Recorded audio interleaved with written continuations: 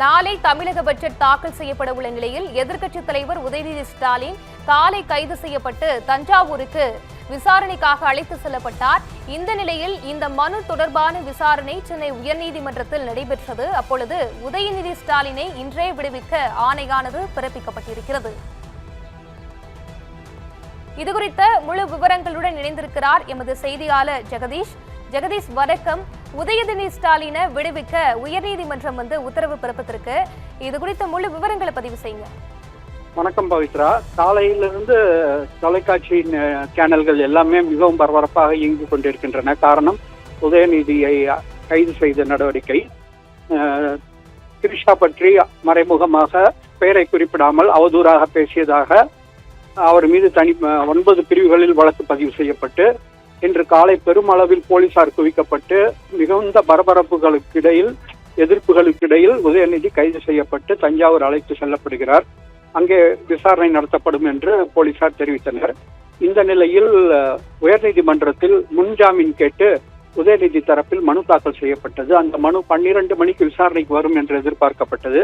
ஆனால் அதற்கு முன்பே கைது செய்யப்பட்டு விட்டதால் மனு பிற்பகல் விசாரணைக்கு ஒத்திவைக்கப்பட்டது. 2.25 மணி அளவில் மீண்டும் விசாரணை தொடங்கியது. இந்த விசாரணை தொடங்கியதும் நீதிபதியிடம் அரசு தரப்பில் கைது பற்றிய தகவல் தெரிவிக்கப்பட்டது. கைது நடவடிக்கை பற்றி தெரிவிக்கப்பட்டு தஞ்சாவூர் அழைத்து சென்று விசாரணைக்கு பிறகு விடுவிக்கப்படுவார் என்று அரசு தரப்பில் கூறப்பட்டது. இதனை ஏற்றுக்கொண்ட நீதிபதி இன்று விசாரணைக்கு பிறகு உதயநிதியை விடுவிக்க வேண்டும் என்று உத்தரவு பிறப்பித்துள்ளார். நாளை சட்டமன்றம் கூட உள்ள நிலையில் சட்டமன்றத்தில் உதயநிதி வருவதை தவிர்ப்பதற்காகவே இந்த கைது நடவடிக்கை எடுக்கப்பட்டிருக்கிறது என்று திமுக குற்றம் சாட்டி வருகிறது. ஆனால் நாளைக்கு அவர் சட்டமன்றத்தில் கலந்து கொள்ள எந்த பிரச்சனையும் இருக்காது என்று தோன்றுகிறது. இன்று இரவுக்குள் உதயநிதி விடுவிக்கப்படுவார் என்று அரசு தரப்பில் தெரிவிக்கப்பட்டுள்ளது. மேலும் சிறையில் அடைக்கும் எண்ணம் இல்லை என்றும் தெளிவுபடுத்தி இருக்கிறார்கள். ஆகையினால் இது ஒரு காவல்துறை நடவடிக்கை என்ற அளவில் தான் பார்க்க வேண்டும்.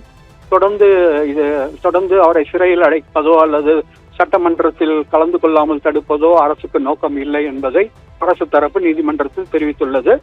ஆகையினால் இன்று இரவுக்குள் உதயநிதி வீடு திரும்புவார் என்று எதிர்பார்க்கப்படுகிறது. நாளை அவர் சட்டமன்ற கூட்டத்திலும் கலந்து கொள்ள எந்த தடையும் இருக்காது என்று கூறப்படுகிறது.